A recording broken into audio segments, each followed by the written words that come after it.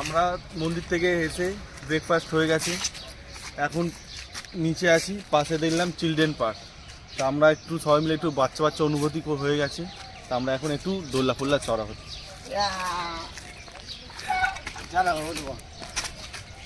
কিন্তু আমার হচ্ছে না, তাও যতটা করার চেষ্টা করছি কিন্তু হচ্ছে না।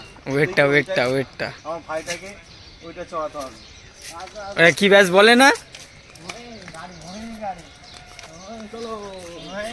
এবার খেলাটা দেখো তোমার খালি।